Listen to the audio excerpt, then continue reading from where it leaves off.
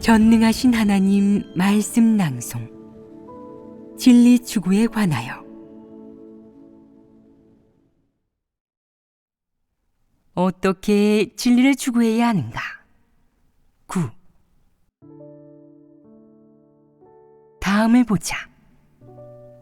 하나님이 말씀했다. 너는 너의 남편을 사모하고 너의 남편은 너를 다스릴 것이라. 다스린다는 것은 무슨 뜻이냐? 몽둥이로 단속하며 여자를 노예로 여긴다는 그런 뜻이냐? 아닙니다. 그럼 무슨 뜻이냐? 여자를 돌봐주고 책임진다는 뜻입니다. 이 책임의 의미와 가깝다. 여기서 다스린다는 것은 여자가 남자를 유혹해 죄를 저지르는 일과 관련이 있다. 왜냐하면 여자가 먼저 하나님 말씀을 어기고 뱀에게 유혹된 다음 남자가 자기와 같이 유혹에 넘어가도록 하여서 하나님을 배반했기 때문이다.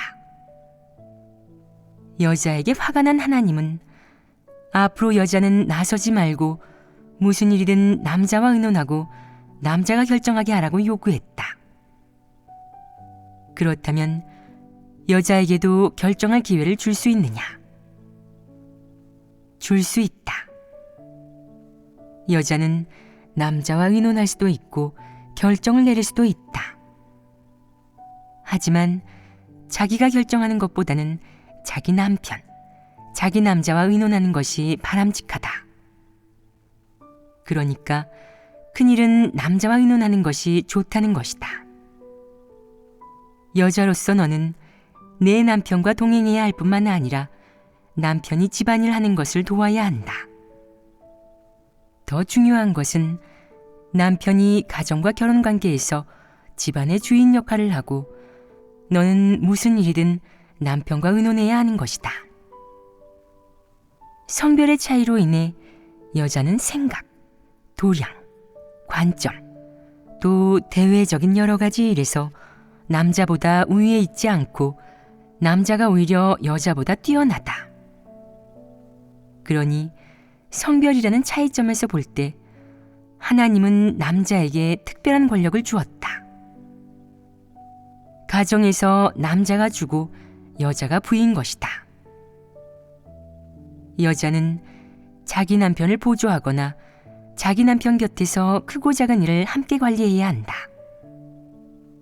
하지만 하나님이 한 너의 남편은 너를 다스릴 것이라 라는 말은 남성이 여성보다 지위가 높다거나 남성이 사회 전체에서 주도적인 지위에 있어야 한다는 뜻이 아니다.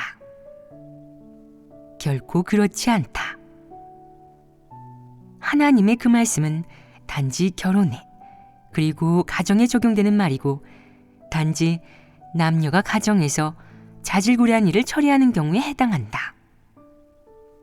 집안에 자질구레한 일을 할 때 남자가 사사건건 통제하며 여자에게 강요하라는 말이 아니다. 남자가 적극적으로 집안의 무거운 짐과 책임을 담당하게 하는 동시에 상대적으로 힘이 약한 여자를 관리하며 올바르게 이끌어 나가라는 뜻이다. 이런 점에서 볼 때 이것은 남자에게 특별한 책임을 부과한 것이다. 예를 들자면 커다란 원칙 앞에 남자는 앞장서서 책임을 짊어져야 하지 여자를 불구덩이에 밀어넣으면 안 된다. 또 여자가 사회에서 모욕과 따돌림을 당하거나 짓밟히는 일이 없도록 해야 한다. 남자가 나서서 책임을 짊어져야 한다는 말이 하나님이 너의 남편은 너를 다스릴 것이라 라고 했으니까 몽둥이를 들고 소리 지르고 통제하며 여자를 노예처럼 마음대로 대해도 좋다는 말이 아니다. 결혼이라는 전제와 틀 안에서 남성, 여성은 하나님 앞에 평등하다. 다만 남편으로서의 남성에게 하나님이 그에 해당하는 권리와 책임을 부여했을 뿐이다. 이것은 일종의 책임일 뿐 특별한 권세가 아니고 여자를 사람으로 대하지 않아도 된다는 뜻이 아니다.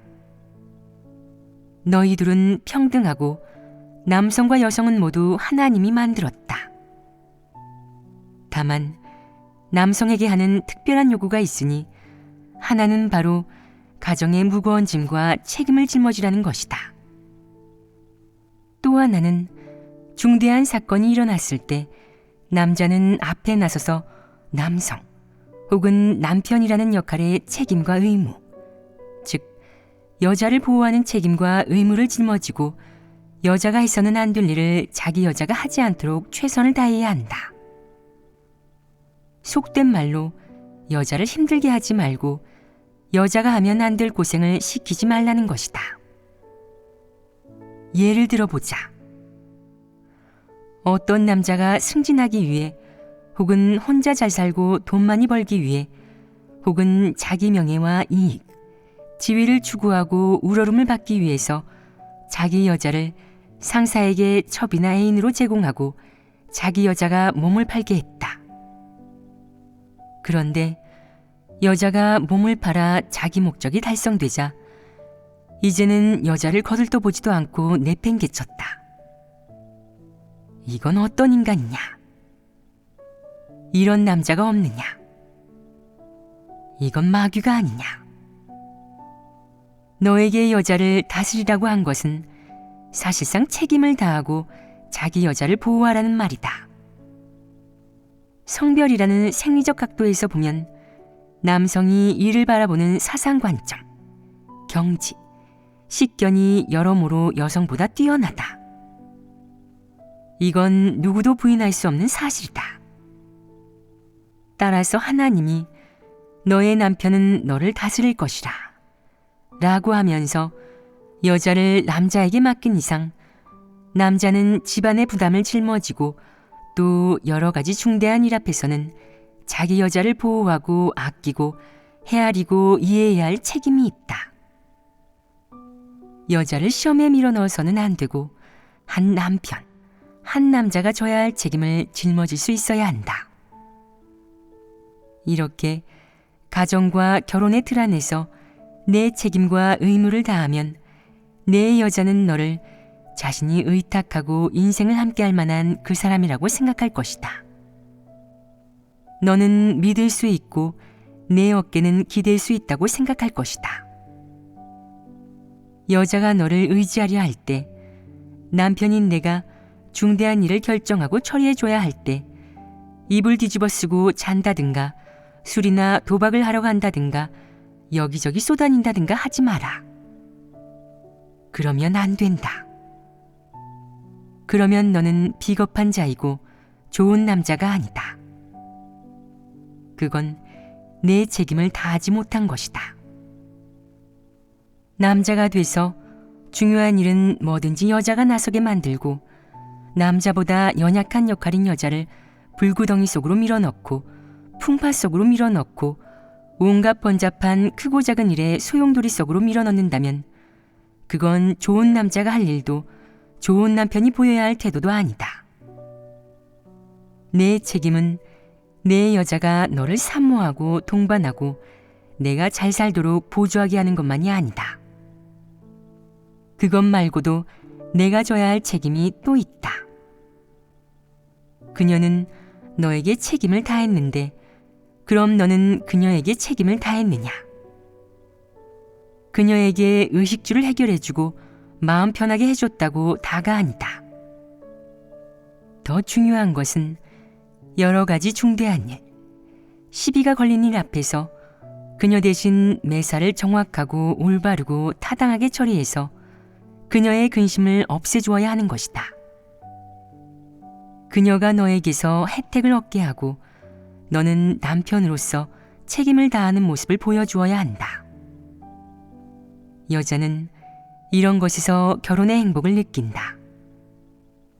그렇지 않으냐?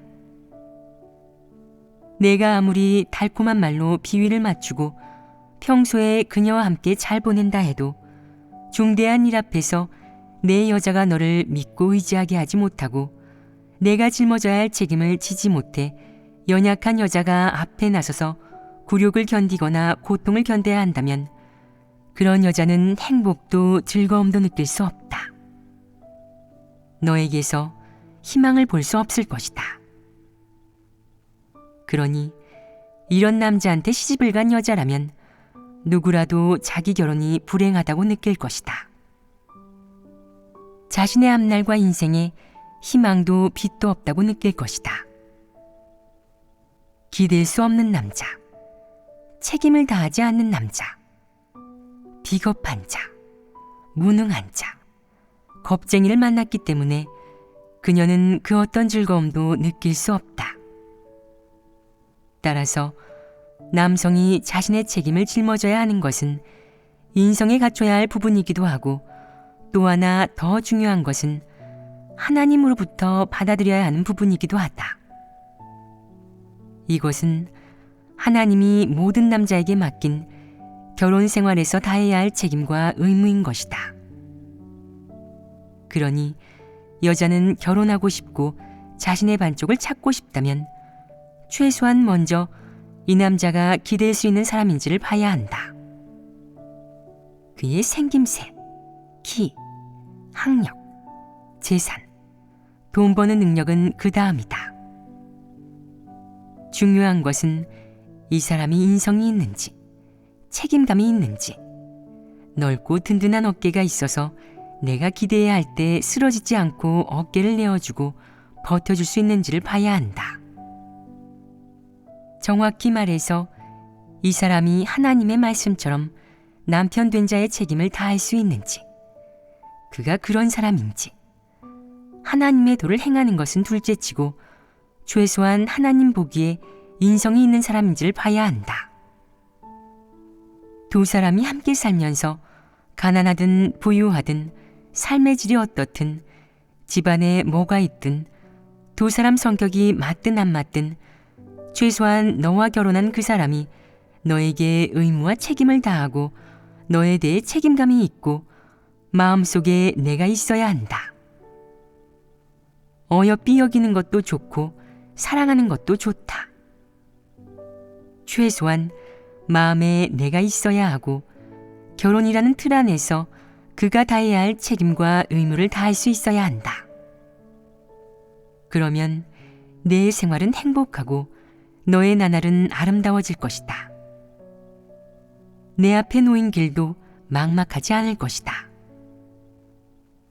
한 여자로서 결혼한 남자가 늘 믿을 수 없고 무슨 일만 생기면 도망쳐 숨기 바쁘다면, 아무 일 없을 때는 마치 자기가 능력 있고 대단한 사내대장부라도 되는 것처럼 큰소리 치다가도 일만 생기면 슬슬 뒷걸음질 친다면 너희가 볼 때 그 여자는 속이 상하지 않겠느냐? 행복하겠느냐? 품행이 바른 여자, 좋은 여자는 이렇게 생각한다. 나는 평소에 저 사람을 잘 챙기고 지켜주고 어떤 고생도 마다하지 않고 아내 된 책임을 다하려고 하는데 이 남자한테는 미래가 안 보여. 이런 결혼은 고통이 아니냐? 그렇다면 여자가 느끼는 이런 고통이 그녀의 반쪽인 남성과 관계가 있지 않느냐? 이건 남성의 책임이 아니냐? 그렇다면 남성은 여성이 다사스럽고 바가지를 잘 긋고 따지기 좋아한다고 불평만 할 게 아니라 반성해 봐야 한다. 의무와 책임을 다했는지, 하나님 말씀을 듣고 하나님 말씀대로 책임과 의무를 다했는지 서로가 반성하고, 의무와 책임을 다하지 않은 부분은 서둘러 바로잡고 서둘러 고치고 보완한다면 아직은 늦지 않았다. 이렇게 하는 것이 좋지 않으냐? 계속해서 살펴보자. 그 다음은 바로 하나님이 인류 최초의 조상인 아담에게 했던 분부다. 하나님이 말씀했다. 내가 내 아내의 말을 듣고 내가 너에게 먹지 말라고 한 나무의 열매를 먹었으니 땅은 너로 인해 저주받고 너는 평생 수고해야 그 땅의 소산을 먹을 것이라. 땅은 너에게 가시덤불과 엉겅퀴를 낼 것이고 내가 먹을 것은 밭에서 나는 채소이니라. 내가 흙으로 돌아갈 때까지 너는 얼굴에 땀을 흘려야 땅의 소산을 먹을 것이니 이는 내가 흙에서 취함을 입었음이라. 너는 흙이니 흙으로 돌아갈 것이라. 이 말씀은 주로 하나님이 남성에게 하는 분부다. 어떤 배경에서든 요컨대 하나님이 남성에게 분부한 이상 하나님의 분부는 남성이 결혼이라는 틀 안에서 가정에서 다해야 할 의무와 해야 할 일을 가리킨다. 하나님이 요구한 남성이 해야 할 일은 바로 결혼한 다음 가정의 생계원을 책임지는 것이다. 즉, 남성은 종신토록 수고해야 생계를 꾸릴 수 있다. 남성은 생계를 유지하기 위해 반드시 나가서 일해야 한다. 지금 말로 하면 나가서 직장에 다니거나 일해서 돈을 벌거나 땅에 곡식을 심고 걷어서 한 가정의 생계를 유지하는 것이다. 남성은 수고스레 일해서 집안의 노인과 아이들을 부양하고 생계를 유지해야 한다. 이것은 하나님이 남편 되는 남성에게 내리는 분부로 이는 그의 책임이다. 따라서 결혼이라는 틀 안에서 남성은 이런 말을 강조해서는 안 된다. 어이쿠, 몸이 좋지 않구나. 아이고, 지금은 일자리 구하기도 쉽지 않고 너무 스트레스 받아. 난 어릴 때부터 응석바지로 자라서 할 줄 아는 게 아무것도 없어. 아무것도 할 줄 모르면서 왜 결혼했느냐? 가정을 부양할 능력도 수고스레 일해서 집안의 노인과 아이들의 생활을 책임질 그런 능력도 없으면서 왜 결혼했느냐? 내 말은 무책임한 소리다. 우선 하나님은 남성에게 열심히 일할 것을 요구했다. 또 하나, 남성에게 수고스레 일해야만 땅에서 거둔 소산을 먹을 수 있다고 했다. 물론 지금은 꼭 농사를 지어야만 먹을 수 있는 것은 아니지만 수고는 반드시 해야 한다. 그래서 남성의 근육과 뼈는 그렇게 단단하고 튼튼하지만 여성은 상대적으로 남성과 다르게 연약한 것이다. 하나님이 남성, 여성에게 만들어준 근육과 뼈는 다르다. 남성은 태어나면서부터 힘들게 일해 가정의 생계를 유지하고 집안의 노인과 아이들을 부양해야 한다. 이것이 그의 역할이다. 그가 바로 가정의 주력이다. 하지만 여성에게는 하나님이 그렇게 분부하지 않았다. 그럼 여성은 가만히 앉아서 콩고물만 받아 먹으면 되고 아무것도 하지 않고 있다가 차려진 음식만 먹으면 되느냐? 그것도 아니다. 하나님이 비록 여성에게는 가정의 생계 부담을 짊어지라고 분부하지는 않았지만 여성도 놀면 안 된다. 하나님이 여성에게 분부하지 않았다고 해서 여성은 생계의 수수방관해도 된다고 생각하지 마라. 그게 아니다. 여성도 자신의 책임을 다해서 자기 남편이 한 집안의 생계를 유지하도록 거들어야 한다. 여성은 반려자일 뿐 아니라 동시에 남성이 가정에서 다해야 할 책임과 사명을 완수하는 일도 도와야 한다. 옆에서 팔짱만 끼고 있으면 안 되고 장난으로 생각해서도 안 되고 가만히 있다가 차려진 음식만 먹으려 해서도 안 된다. 두 사람이 협력해야 한다. 이렇게 하면 남성, 여성이 다해야 할 의무와 책임을 다한 것이고 잘 완수한 것이다. 계속해보자. 하나님이 말씀하였다. 땅은 너에게 가시덤불과 엉겅퀴를 낼 것이고 내가 먹을 것은 밭에서 나는 채소이니라. 봐라. 하나님은 남성의 수고에 부담을 추가했다. 수고하는 것만으로는 부족해 땅에서 자라는 잡초도 너더러 뽑으라고 했다. 그러니까 내가 농부라면 농사 짓는 일 말고 다른 일도 해야 하는데 제초 작업도 해야 한다. 쉴 틈이 없다. 너는 충분히 수고해야 한 집안의 생계를 꾸릴 수 있다. 하나님이 너는 얼굴에 땀을 흘려야 땅의 소산을 먹을 것이니 라고 한 것처럼 말이다. 이 말은 무슨 뜻이냐? 바로 남성의 수고에 줄을 더 얹어 놓은 것이다. 언제까지 그래야 하느냐? 내가 흙으로 돌아갈 때까지이다. 그러니까 내가 숨이 멎고 일생이 끝나면 더 이상 그렇게 하지 않아도 된다. 내 책임은 끝이 난 것이다. 이것은 하나님이 남성에게 하는 분부이자 남성에게 하는 명령, 남성에게 부여한 중요한 의무이자 책임이다. 내가 원하든 원치 않든 이것은 하나님이 정한 것이므로 너는 도망칠 수 없다. 그래서 온 사회 혹은 온 인류는 주관적으로나 객관적으로나 어쨌든 남성이 이 세상에서 생존하기 위해 받는 압박감이 여성에 비해 훨씬 크다. 이것은 하나님의 결정, 하나님의 지배에서 왔다고 말할 수밖에 없다. 남성은 이것을 하나님으로부터 받아들이고 남성이 다해야 할 책임과 의무를 짊어져야 한다. 특히 결혼이라는 틀에서 가정이 있고 배필이 있는 남자는 생활이 어렵고 힘들고 지치다고 책임을 회피하고 거부해서는 안 된다. 난 이런 책임은 다하고 싶지 않아요. 그렇게 고생하고 싶지도 않고요. 내가 이런 말을 한다면 너는 결혼을 그만두거나 결혼을 거부하는 쪽을 택하면 된다. 그러니 너는 결혼하기 전에 우선 잘 생각하고 충분히 생각하고 확실히 이해해야 한다.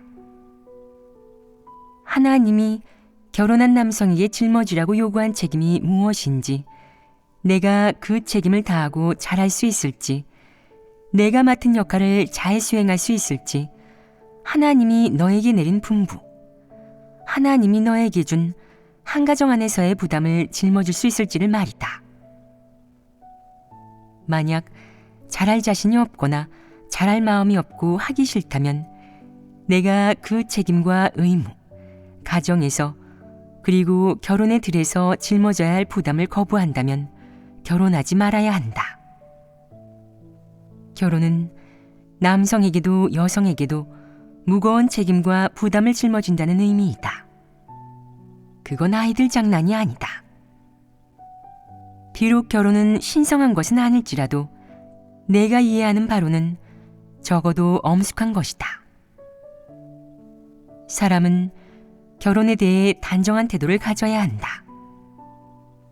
결혼은 육적인 정욕을 위한 것도 아니고 자신의 일시적인 감정적 필요를 채우기 위한 것도 아니다. 사람의 호기심을 만족시키기 위한 것은 더더욱 아니다. 그것은 일종의 책임, 일종의 의무다. 물론 한 남자 혹은 한 여자가 결혼 생활에 책임을 짊어질 만한 능력과 자신감이 있는지 없는지에 대한 일종의 인정이자 검증이기도 하다. 만약 내가 자신에게 결혼의 책임과 의무를 짊어질 충분한 능력이 있는지 없는지 모르거나 혹은 이런 일이 모두 미지수라면, 또는 처음부터 결혼하고 싶지 않거나 심지어 그것이 귀찮다면, 가정생활의 번잡한 일들과 중대한 일에 대한 책임과 의무를 지고 싶지 않다면, 그저 혼자인 게 좋아서 하나님은 독처하는 것이 좋지 못하다고 했지만 나는 혼자 사는 게 좋아 라고 한다면 결혼을 거절해도 좋고 심지어 결혼을 그만둘 수도 있다. 이건 사람에 따라 다르다. 누구나 자유롭게 선택할 수 있다. 하지만 어찌됐든 성경에 기록된 하나님이 인류 최초의 결혼에 대해 했던 여러 가지 말씀과 정함으로 볼 때 결혼은 유의도 아니고 아이들 장난도 아니다. 물론 사람들이 말하는 무덤도 아니다. 결혼은 하나님이 안배한 것이고 하나님이 정한 것이다. 처음 인류가 생겼을 때부터 하나님이 미리 정하고 안배해 놓은 일이다. 그렇다면 세상에서 말하는 결혼은 무덤이다. 결혼은 성곽이다. 결혼은 한편의 비극이다. 결혼은 재난이다. 와 같은 소리는 말이 되느냐? 말이 되지 않는다. 그건 단지 폐괴된 인류가 결혼을 왜곡하고 폐괴시키고 또 오명을 씌운 후 이해한 결혼에 지나지 않는다. 그들은 정당한 결혼을 왜곡하고 폐괴시키고 오명을 씌운 다음 결혼에 대해 왈가왈부하며 가짜는 궤변을 늘어놓고 헛소리를 퍼뜨렸다. 결국 하나님 믿는 사람들도 거기에 미혹되어 결혼에 대해 그릇되고 기형적인 생각을 가지게 되었다. 너희들도 미혹되고 폐교되지 않았느냐? 그럼 우리가 이렇게 교제해서 결혼을 정확하고 올바르게 이해했다면 누군가 결혼이 뭔지 아느냐고 물을 경우 너는 또 결혼은 무덤이다 라고 대답하겠느냐? 그건 올바른 소리냐? 그렇게 말하면 되겠느냐? 안 됩니다. 왜 그렇게 말해서는 안 되느냐? 결혼이 하나님의 안배, 하나님의 정함인 이상 사람은 결혼을 올바르게 대해야 한다. 사람은 제멋대로 날뛰며 정욕을 절제하지 못하고 음란하게 행동해서 안 좋은 결과를 만들어냈을 때 결혼은 무덤이라고 한다. 이것은 스스로 제무덤을 판 것이고 사서 고생한 것이니 원망하면 안 된다. 그건 하나님과 무관하다. 그렇지 않으냐? 결혼은 무덤이라고 하는 사람이 있다면 그것은 결혼과 긍정적 사물에 대한 사탄의 왜곡이자 정죄다. 긍정적 사물일수록 사탄과 폐교된 인류에 의해 사악한 사물로 왜곡된다. 정말 괴이하지 않으냐? 사람이 죄 속에 살면서 음란한 짓을 일삼고 삼각연애를 하는 것을 그는 왜 말하지 않느냐? 불륜을 그는 왜 말하지 않느냐? 정당한 결혼은 불륜이 아니고 음란이 아니다. 육의 정욕을 만족시키는 것도 아니고 아이들 장난도 아니다. 당연히 무덤은 더더욱 아니다. 그것은 긍정적인 사물이다. 하나님은 인류의 결혼을 정하고 안배했다. 여기에는 하나님의 부탁이 있고 분부가 있다. 물론 하나님이 결혼 당사자 양측에 분부한 책임과 의무가 있고 또 하나님이 결혼이라는 일이 이루어지는 것에 대해 한 말씀이 있다. 결혼은 단지 한 남자와 한 여자만이 이룰 수 있다. 여기에 하나님이 한 남자를 만들고 또 한 남자를 만들어 그들을 결혼시켰다는 말이 있느냐? 없다. 두 남자 혹은 두 여자의 결혼과 같은 동성 결혼은 없다.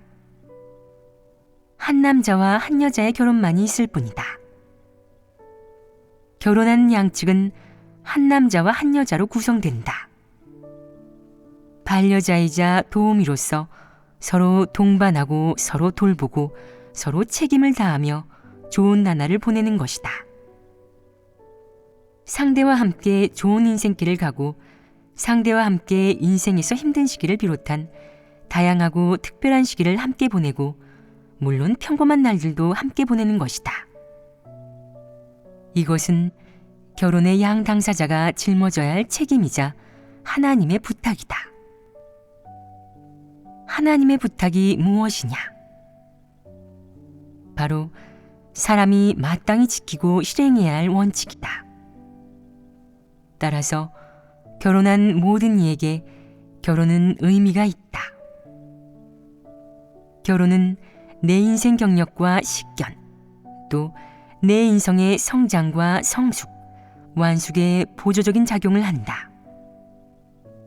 반대로 내가 결혼하지 않으면 너는 부모와 함께 살거나 혼자 일생을 살거나 그것도 아니면 기형적인 결혼, 부도덕하고 하나님이 정하지 않은 결혼을 하게 될 것이다. 그러면 내가 겪는 것은 정당한 결혼 아래 내가 얻게 되는 인생의 경력, 경험, 체험, 인성의 성장, 성숙, 완숙이 아니다. 결혼 생활에서 두 사람은 상호 동반과 지지를 체험하게 되는데, 물론 두 사람이 생활에서 발생하는 갈등, 언쟁과 모순도 체험하게 된다. 또한 자녀를 낳고 기르는 고통도 함께 체험하고, 자녀를 가르치고 양육하고 노인을 부양하는 경험도 체험할 것이다. 다음 세대의 성장, 다음 세대가 자기와 마찬가지로 결혼하고 아내를 얻고 자식을 낳는 등 자신의 인생 여정을 반복하는 모습을 지켜볼 것이다. 그러면서 일생의 체험, 경험, 경력이 풍부하고 다채로워진다. 그렇지 않으냐? 만약 내가 하나님을 믿기 전 하나님 사역, 하나님 말씀, 하나님의 심판 형벌을 받아들이기 전 미리 이런 인생 여정을 겪고 거기다가 하나님을 믿은 후 하나님을 경배하고 따르게 된다면 너의 인생은 보통 사람보다 더 풍부해지고 경험과 체험도 더 많아질 것이다. 물론 내가 말하는 이런 것들은 모두 하나님이 정한 결혼이라는 틀 안에서 내가 자신의 책임과 의무, 남자와 여자의 책임과 의무, 아내와 남편의 책임과 의무를 직접 이행하는 것인데 그건 당연한 것이다. 만약 내가 내 책임과 의무를 이행하지 않는다면 내 결혼은 분명 엉망이 되고 실패하고 결국 파탄이 날 것이다. 너는 파탄난 결혼, 실패한 결혼을 체험하게 될 것이다. 또한 결혼은 너에게 갖가지 번거로움, 얽매임, 고통과 불안을 가져다 줄 것이다. 결혼한 양 당사자가 솔선수범하지 않고 열심히 자신의 책임과 의무를 이행하지 않으면 둘 사이에는 다툼이 벌어지고 갈등이 생긴다. 시간이 지날수록 다툼이 잦아지고 갈등이 깊어지면 결혼은 금이 가고, 금이 오래 가면 그 금을 없애기가 힘들다. 이런 결혼은 반드시 파국으로 치닫고 멸망으로 치닫는다. 이런 결혼은 명백한 실패다. 그러니 너는 하나님이 정한 결혼이 마음에 들지 않고 별로라고 생각된다. 왜 너에게 이런 인식이 생기겠느냐? 결혼이라는 틀에서 내가 한 것 중에는 하나도 하나님 요구와 분부대로 한 것이 없기 때문이다. 너는 이기적이게도 자신의 요구를 충족시키고 자신의 기호, 바람을 충족시키고 자신의 상상을 충족시키려고만 했을 뿐 한 번도 상대방을 위해 무언가를 자제하고 바꿔본 적도, 어떤 고통을 견딘 적도 없다. 오직 자기 이유만 내세우고 자기 이익, 자기 기호만 내세우고 한 번도 상대를 고려해 본 적이 없다. 결국 어떻게 되겠느냐? 결혼은 파탄이 난다. 파탄난 근원은 바로 사람의 패괴성품 때문이다. 사람이 너무나 이기적이어서 마땅히 한 몸이어야 할 부부마저 사이좋게 지내지 못하고 서로 헤아리고 이해하고 위로하고 포용하지 못하고 혹은 상대를 위해 뭔가를 바꾸거나 내려놓지 못했다. 이 인류가 어느 정도까지 폐괴되었는지 알 수 있는 대목이다. 결혼이 사람의 그 어떤 행위도 단속하지 못하고 자신의 사욕을 내려놓게 만들지 못한다면 사회에서 온 그 어떤 훌륭한 도덕 준칙, 풍조로도 사람을 좋게 바꿀 수 없고, 혹은 사람의 양심과 이성을 유지시킬 수 없다. 따라서 결혼이라는 일을 이해할 때는 사람의 결혼은 하나님이 정한 것이라는 인식에서 출발해야 한다. 물론 하나님으로부터 받아들여야 한다. 하나님으로부터 받아들이는 모든 것은 순수하고 올바른 것이다. 하나님으로부터 받아들인다면 사람은 올바른 각도와 관점으로 결혼을 대할 수 있게 된다. 결혼을 바라보는 입장, 관점이 올바라야 하는 목적은 결혼의 개념과 올바른 정의를 알기 위한 것만이 아니다. 결혼에 직면했을 때 정당하고 올바르고 정확하고 적절하고 합리적인 실행법을 갖춤으로써 사탄이나 사악한 세상 조류에 온갖 사상에 오도된 상태로 결혼이라는 일을 대하지 않기 위해서다. 그렇다면 하나님 말씀의 근거에서 결혼을 선택할 때 여성은 상대가 하나님이 말하는 남자의 책임과 의무를 다할 수 있는 사람인지 봐야 하고 내가 일생을 맡길 수 있는 사람인지 봐야 한다. 남성은 여성이 가정생활을 위해 남편을 위해 자신의 이익을 버리고 자신의 결점과 문제점을 바꿀 수 있는지 등을 잘 봐야 한다. 이런 것들을 잘 알아봐야 한다. 상상이나 일시적인 취미와 관심사에 따라서는 안 되고 더욱이 사탄이 주입한 애정관이니 애정론이니 하는 잘못된 사상에 기대어 맹목적으로 결혼을 선택해서도 안 된다. 이렇게 교제했는데 이제는 사람이 결혼에 대해 지녀야 할 사상 관점과 서야 할 각도와 입장, 또 결혼이라는 일을 대할 때 사람이 선택해야 할 실행, 지켜야 할 원칙을 잘 알 수 있지 않겠느냐. 오늘 우리는 아직 결혼에 대한 추구와 이상, 바람을 내려놓는 일에 대해서는 얘기하지 않고 결혼 자체의 정의와 개념에 대해서만 자세히 얘기해 보았다.